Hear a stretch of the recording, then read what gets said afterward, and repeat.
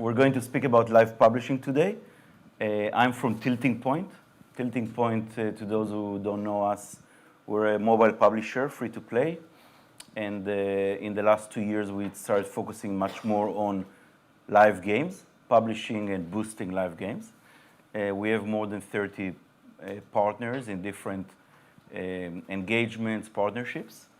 And with me today, Louisa from Hunted Cow, and Alex from Edgeworks. They're both leading the creative and the vision of their companies. And I'll ask them questions to kind of share with you a bit more about what they do, but we'll start with the games themselves, right? Hi everyone, I'm Louisa Gallie and I'm the Chief Creative Officer of Hunted Cow Studios. We're a Scottish-based developer, been around for about 15 years, most of which we spent self-publishing. But we have 2 titles that we've been working with Tilting Point with, and this is Operation New Earth, which released August 2016. It's a free-to-play build and battle, build your fortress, defeat other players, multiplayer game, and that is out on iOS. Well, it's out on pretty as many platforms as we can get it out on. And we have a new game, which is based on the same technology, same game engine, Operation Chaos and Conquest, which is launching in 2 days' time. So it's a really exciting time. I'll be back in the office for Thursday. But this we've been working with Tilting Point as a publisher for since pre-launch, whereas with Operation New Earth they came on after launch.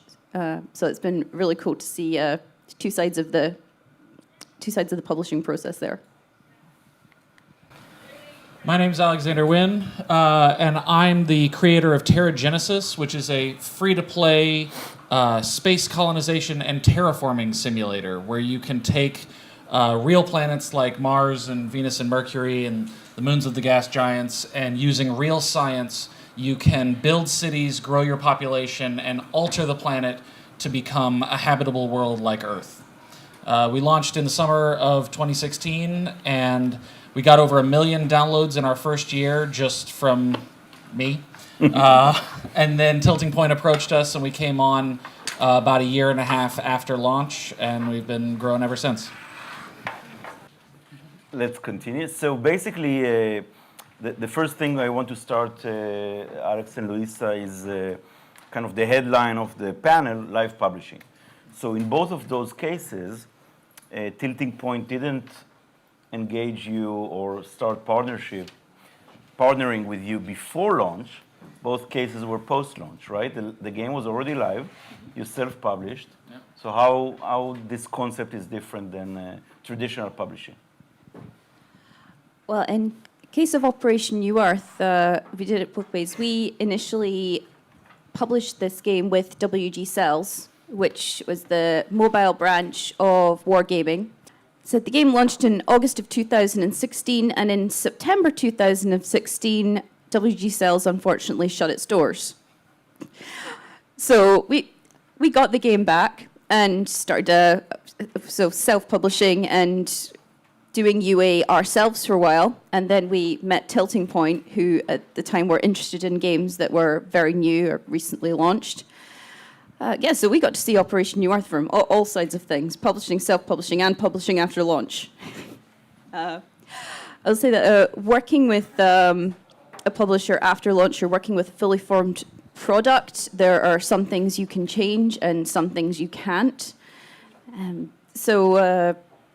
It was, then Tilting Point have to get to know a game that is already live and a community that is already live.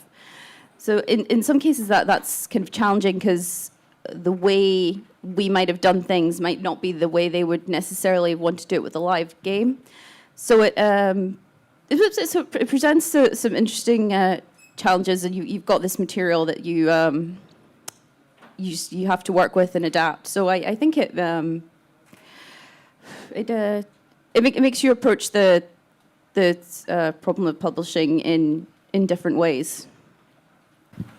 So for Terra Genesis, I had made Terra Genesis just in my spare time because I like making things. It was actually my 25th app on the App Store, so I had no kind of anticipation that it would become a thing. I just kind of made it and put it up on the App Store and moved on to app number 26. And it started to go viral, and so I was the sole developer on it, and then as it was getting more and more popular, my wife stepped in and said, listen, you're so busy writing code, you don't have time to like talk to lawyers and do hiring and stuff, so why don't I step in and help with that? And so for the first year and a half, it was just my wife and I building this game and building this company, and we honestly didn't we weren't looking for a publisher. We didn't have a particular interest in publishing. We were just riding the wave of this app that I'd thrown up on the App Store, fixing bugs and adding features. And the next summer, we had decided to go to a conference called Games for Change in New York. And I checked LinkedIn for the first time in 6 months, because that's how you do LinkedIn. And I noticed that I had gotten a message from the chairman of Games for Change. And I was like, wow, he's really reaching out. And turns out that's Aussie, and he had been reaching out not on behalf of Games for Change, but on behalf of Tilting Point. And so Lacey and I were kind of wary of getting a publisher because we felt like we'd been doing pretty well on our own. But yeah, we had a series of meetings with Tilting Point and ended up signing on, and the rest is history. And now you have a studio. Yeah, exactly. Now Alex is not alone anymore. You have how many? 5? Yeah, so now we're a company of 5 people and continuing to grow. Our office is in Los Angeles, and continuing to build out Terra Genesis and then see what comes next. Yeah. So I think that one thing that I'll emphasize from the publisher's perspective. One thing that is very interesting and makes it easier to work with live games is that the data is out there. So in a sense, the story that Alex is telling, it's not a random approach. I mean, we reached out to Alex because we could see the KPIs of the game, and we could see that it's actually a great target for scaling. It's a game that can scale dramatically, and that's what happened. Same in the case of Hunted Cow. So let's talk about what again, we talked about live publishing as a concept. Let's talk about this idea of longevity. This is another thing we wanted to share with the audience today, that it's no longer launch, marketing campaign, and forget about the game. In some of the things we're doing together, it's almost the opposite. The game continues improving. We continue to understand the audience better, and we can do it for years, right? So maybe share a bit with the audience highlights of live ops and user acquisition, things that it could be a year after launch and you're still getting great results from. Well, yeah, Operation New Earth, it's just getting stronger and stronger every time we brought it out on a new platform. With Tilting Point's help, we were able to acquire featuring and it's like prominent positions within those platforms. And every time we've done that, we've pretty much doubled our revenue, which is like fantastic. We're also a small studio. We were 14 when Tilting Point first approached us, and now we're up to 22, supporting 2 games plus our catalog of older games. So you talked about featuring, which is platform relations, and I think that one of our recent interesting experiences was to take the game to PC as well, right? Yep. But anything that you've seen on the live ops, events creation, user acquisition that actually over time improved, or you kind of learned how to do it better over the time?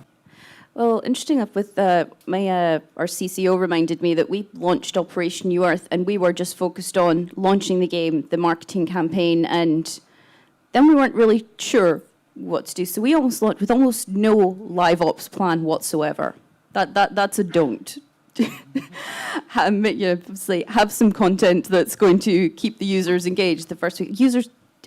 Anyone who's made a game will know this, that users go through content so quickly. You might think you're launching with enough to keep them busy for months. Nah, weeks. They'll go through, which is good. So then we sort of overcompensated. We kept creating events, and so we would have big weekend events where they could fight different alien creatures that they had never seen before that could get exclusive items. We almost went too far the other way because our community managers came to us and said, guys, the players are begging for you to bring this event back or that event back because they haven't seen it in so long and they want it back. So we almost went too far in the opposite direction. As much as players love new content to consume, especially with mobile games, it becomes almost like it's a habit, and they like building their, not building their lives around it, but it's a part of their daily life, and they like thinking, right, okay, this weekend, this is going to happen in this game. So I want to be prepared for that. And especially with the social game, they want to set up their alliances and set up their strategies. And it becomes a kind of it's not constantly new surprises, it's a comfortable part of their routine. And Alex, I want to hear from you as well about kind of, because it's a constant struggle, right? It's not like you can maintain the same, right. You need to innovate all the time, to keep CPI low, to improve your LTV. Yeah, so for Teragenesis, we're in kind of an odd position, which is that a big part of the brand of Teragenesis is that this game is all based in real science. So when you play on Mars, this is not just like a generic red planet. This is actually a map of Mars, and you can recognize the features. All of the surface stats and stuff are real. And we plug that a lot in our UA campaigns, both before Tilting Point and now with Tilting Point. And players really respond to that. And so for us, I had dabbled in some Facebook ads when it was just me. I was like, hey, check out this game. And we got some returns, and that was cool. But obviously Tilting Point, has teams that just do this all day. They knew what they were doing way better than we did. And so they were able to target groups that we never would have thought of, first off, and, do different targeting based on countries and that sort of thing. And then after that, it just became a question of sort of figuring out the UA creatives, because I often joke with the Tilting Point people that I don't actually need you guys to have a PhD in astrophysics, but like if you could run some ideas by me, because our fans are these deep science nerds who, if you throw up an ad of, a planet with rings being terraformed, they're going to rip you apart because that's not how that works. And so yeah, just going through and figuring out together between our two companies what are the best UA creatives that kind of work for the brand and the players that we're targeting, and also will drum up the interest, because at the end of the day, it is a game. So. What can you say about the monetization side? So what you described is kind of the constant battle to keep the acquisition working, and to find new audiences and to refresh creatives. What about the monetization? How over time you handle that? Yeah, so the monetization has definitely been improving with Tilting Point. For us, I think, specifically, the thing that we got the most from Tilting Point was just a general understanding of kind of best practices and things that hadn't really occurred to us, because obviously Tilting Point has so many other partners, and they know what works and they know what doesn't. Because I was just a guy working in my spare time, I had this vague sense that, you do some like convenience currency, and you do some extra levels and that kind of thing. But Tilting Point was able to come in and say, well, here's how we can optimize this, or here's a system that we can use to do, price targeting or discount campaigns or all that sort of thing that's really helped us grow our monetization, both in specific instance, like, when we roll out a big new content update, we'll do a sale on Genesis points and stuff, or just over time, how to keep things optimized and tightened up. So to balance things, I mean, I don't want it to be all good and rosy. Obviously, some mistakes were done or things that didn't work as well. So in terms of this concept of live publishing and working long term, what things you did that you regret, that you feel that you would do differently this time, Louisa? I think one of the hardest things of working with a publisher for me, as talking about like UA creatives, was giving up control to somebody else. Now, they take so much off your hands. I mean, it used to be like, I used to do all the marketing creatives, and we used to do the videos in-house on a computer that was really not designed for it. It could have been steam-powered for the speed that it rendered out videos. but at the same time, kind of tilting point, we're just like, yeah, we'll do all this. We'll keep creating new stuff. And it was a bit like, but I need to have eyes on everything that comes out. And actually, eventually just kind of relaxing and trusting them, and also realizing that your UA creatives really do not need to be perfect. You need to throw a lot of stuff at the wall and see what sticks, and it's not always going to be the stuff that you think is good. And also, I mean, things like certainly for Warhammer on the monetization point of things, we redesigned the store pretty late in the game, pun intended, because we've been in soft launch for a while, and we realized that we needed to improve the UX a bit. We wanted to get some more features in, and this came in at the last, not at the last minute, but pretty late. And as someone who kind of handles all the principal UX on the game, I thought, oh, but it's too late, and I don't wanna. But at the end of the day, it was the right call, and we're much happier with the version of the store that we're bringing out. And we do sometimes have to push back on features. I think communication can be tough. We're based in the UK, Tilting Point are based in New York, and you'd think that two tech companies would have no issues with video calls, but that seems to be the universal thing that will fail. Yes, I can see you all smiling. Plus, Scottish accents, not always easy to understand. There's a range of accents on Tilting Point's side, so that's what meeting in person helps a lot. And we try to do it as much as we can with GDC and places like this. Yeah. But learning that it's about communication, and that just because your publisher is asking if something can be done doesn't mean they're saying that something has to be done. Like we would come off a call and think, we had to tell them that we can't do that, or they've asked us if something's possible, and we've gone away, and some of the coders are thinking, well, I don't know if we can do that, and I don't know if we have time. And so I'm going like, relax. They're asking if it's possible. Publishers aren't necessarily developers. They have to ask, and sometimes we say yes, that's a great idea, and we can do it. And sometimes it's we'll go away and think about it, and sometimes straight away it's no, that's not happening. Yeah, I think it's pretty much the same on our side. The UA creatives, like I mentioned, especially because of our science-focused brand, there have been a number of back and forths. The analogy that I ended up using with the UA team was they had been thinking of it very much as a science fiction game, and therefore kind of anything can go. And the analogy that I ended up using was, imagine that the client is like National Geographic, and you're doing a game about dinosaurs.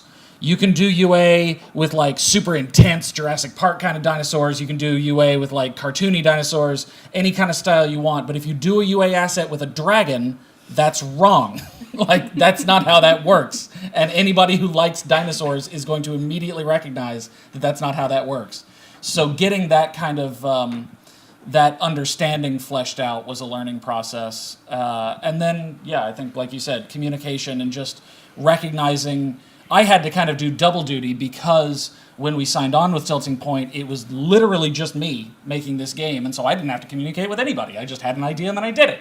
And so I had to come on board with Tilting Point and learn how to communicate with a publisher pretty much within a couple of months of hiring my first few employees, one of whom was a dev, and having to figure out how to communicate to him. And so really getting everything ironed out with, we're rolling out a huge content update, and here are the features. And then 2 weeks later, Tilting Point being like, oh, what's this thing? And we're like, oh, did we not tell you about that thing? Oh, yeah, here's how that works. And just kind of, getting everybody on the same page and learning how to communicate back and forth. Yeah, you're not just allowed to, let's do this. When will it be done? I don't know, some point. Yeah. Well, will we throw out the update tomorrow? Sure. No, there are deadlines, and you're supposed to tell people that you're working on things. Well, and it's the double-edged sword of having a fast team, because our devs, this is the only game they're working on, and so they've gotten really good at figuring out what to change and where to fix bugs and stuff. And so there will be a new feature, and we'll be like, hey, this will be really cool, and we'll discuss it in the morning, and we'll implement it in the afternoon, and then we'll move on. And among our team, it's done. and nobody remembered to tell Tilting Point. And ask you, so how, and they will ask you how this is going to improve metrics and things. That's their job. And you'll be like, we thought it was cool. We thought it's fun. But Look okay. how shiny. Yeah, but okay, how can we flesh this out? And So I have many more questions, but I think it's time to get the audience to participate. Any questions from? I think you touched on an interesting point. You said about overcompensating with events, something I've seen with our live games. I'm from Outplay in Scotland as well. When we started to introduce live events to the game, we saw our KPIs for monetization, growth of the game in general was good, but we did see a retention drop. And I think that could be due to the casual audience as well. You give them too much, they get scared. But you started to say that people were expecting something. What was the outcome of that? Did you dial back on events, or did you find that making a schedule of events was the best thing to do? How did you see that affected your performance and retention in general? yeah, listening to the community was definitely key there, and it made us take a step back and look, because we had previously just been kind of going, what will we run this weekend? This event? Yeah, sure, that sounds good. And Tilting Point, we're pretty happy with that, because every time we ran an event, it was over the weekend when revenue's already up, our engagement went up. But we did have to stop and look back and think, right, we need to make a schedule for these, and we need to make sure that the players aren't going too long without this event, so they can gather this thing and that thing. And it improved our long-term retention. Short-term, we didn't find, or we didn't notice that it hit us particularly hard, but our kind of, our kind of day 30 retention and then day 60 and so started going up, and I think that is because players could kind of trust that there was a rhythm, and there was this event is going to come up at this point, so I'm going to go back there and join in with my alliance and do that kind of thing.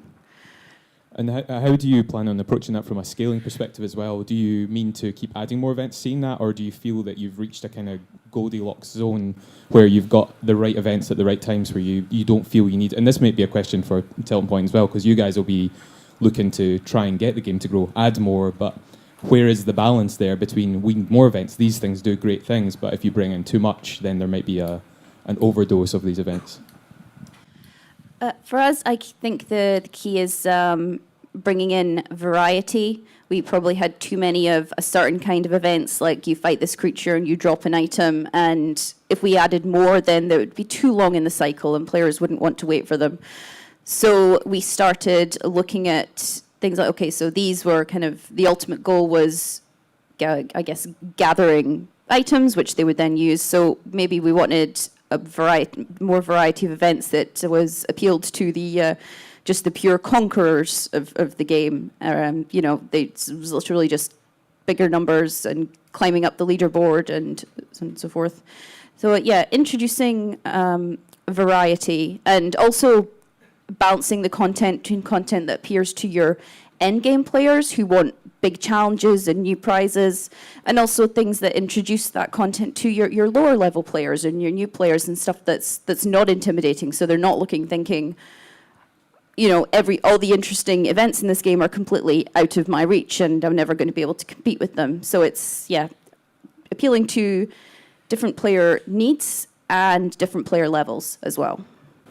Yeah, and I think you brought a good point earlier about recycling or bringing back some audience's favorite from the events. So the fact that you did an event and it was successful doesn't mean you cannot bring it back in the future, right? Other questions? You have mentioned that you are a very fast developer team. Do you believe that this publishing business worked because Terra Genesis started with just one person studio, and second of all, especially developers located in UK and Tilting Point is located in New York, how was the communication like? Was it fast enough? How fast was communication between two companies? Of course, you have mentioned that there were some errors in here and there, but I as a developer myself, it is a very questions that needs to be kind of answered. Yeah. So I personally was pretty fast. I think over the course of the first year of Terragenesis's existence, when it was just me, I maintained an average of an update every 5 days for that entire year. And now with our other developers, I think we actually, I think we kind of exasperate Tilting Point every once in a while, because we'll be like, hey, so we've just got a quick hotfix update, and we'll send them the list of changes, and it's like 75 things long. And they'll be like, I thought this was a quick update. And we're like, we did it in 4 days. And so that has been, honestly, there was a certain amount of slowing down when we came on with Tilting Point, but it's probably good, because that slowing down came from like more rigorous QA testing, so you don't roll out big problems.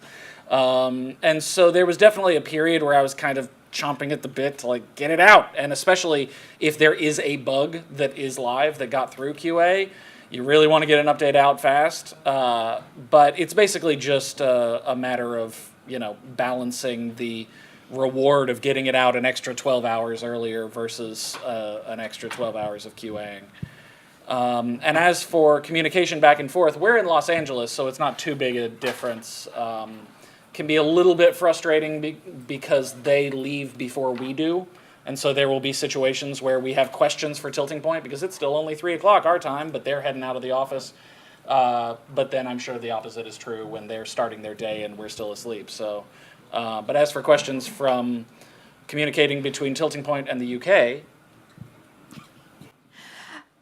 it's still only about a 5-hour difference, which isn't too bad. But yeah, we are the opposite. It can be 3 p.m. You need to wait for them to come in. Yeah, although to be fair, like I said, we're launching on Thursday, so frankly, 3 p.m. is 8 p.m. our time. I'm still in the office. It's definitely not too bad. We have scheduled meetings, and we finally seem to have a video chat system that mostly works most of the time. Meeting in person certainly helps. I mean, it really does, just for kind of getting to know the faces on the other end of the screen. And Slack is a great tool, or Discord, or whatever you use. That's brilliant for quick questions and emails and so on and so forth. But by the way, you have examples for the opposite. I mean, you mentioned that you might be slowed down. You have the opposite, that you've been pushed by Tilting Point to do things, and you're like, guys. Yeah, we're not as fast as these guys. Mostly because for Operation New Earth, it's been out over 2 years now. We have exhausted all the really, really quick updates we can do. And I'm being told to wrap up. But if anyone wants to come up and chat with us, I've certainly got time, so I can stick around and chat with anyone who has more questions. Thank you very much. Thank you so much. Thank you for an interesting discussion.